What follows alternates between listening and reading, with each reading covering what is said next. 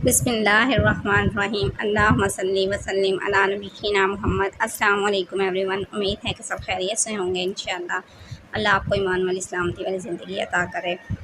तो आज मैं बना रही हूँ ढाबा स्टाइल भिंडी, यानी मसाला भरी भिंडी। अक्सर रेस्टोरेंट में और ढाबों पे इस तरह की भिंडी का सालन जो है वो मिलता है, तो आप भी ज़रूर बनाएं और आपकी फैमिली और बच्चों को बहुत पसंद आएगा। तो भिंडी को धो के अच्छी तरह से खुश्क वगैरह करके साफ़ करके मैंने उसको लंबाई के रुख कट लगा लिए हैं। इसके लिए भिंडी जो है नॉर्मल साइज़ की चाहिए, हमें ज़्यादा लंबी भिंडियाँ नहीं चाहिए। और 3 से 4 अदद प्याज मैंने बारीक कट कर लिए हैं। 3-4 अदद मैंने सब्ज़ मिर्चें थी वो भी बारीक कट कर ली हैं। और टमाटर मैंने लिए हैं, वो मेरे पास फ्रेश हुए थे, उनका मैंने पेस्ट बना लिया था। तो सबसे पहले एक पैन में मैंने सरसों का ऑयल लेके इसको मैंने गरम करके तो उसमें भिंडी शामिल कर दी है।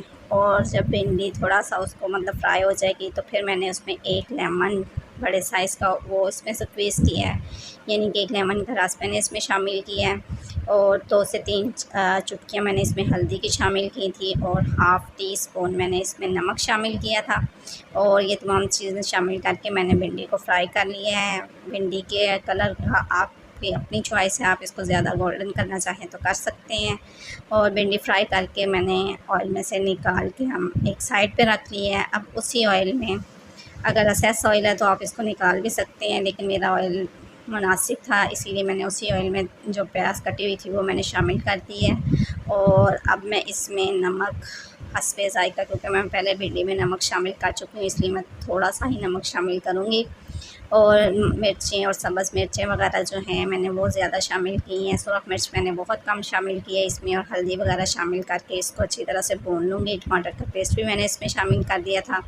एक क्लिप मेरा मिक्स हो गया है इसलिए आपको मैं वो दिखा नहीं सकती। और ये इस तरह सा एक स्मूथ सब मतलब बैटर या पेस्ट आप कह लें, मसाले की मतलब शक्ल जो है वो इस तरह से हो जाएगी।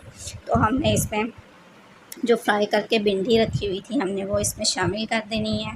और इसको अच्छी तरह से मिक्स करके फिर तकरीबन कवर करके मैंने इसको 5 से 10 मिनट के लिए छोड़ा था, ताकि भिंडी में मसाला अच्छी तरह से रच बस जाए। वो समझे ये मेरा घर है और मैंने ही इसमें ही रहना है जी। तो व्यूअर्स, ये तो था एक छोटा सा जोक। और जब मतलब 5 या 10 मिनट के दम के बाद ये देखें, माशाल्लाह बहुत ही मज़े की लुक आ रही है इसकी और बहुत ही मज़ेदार बनी थी। आप ज़रूर ट्राई कीजिएगा, आपकी फैमिली को बहुत पसंद आएगी।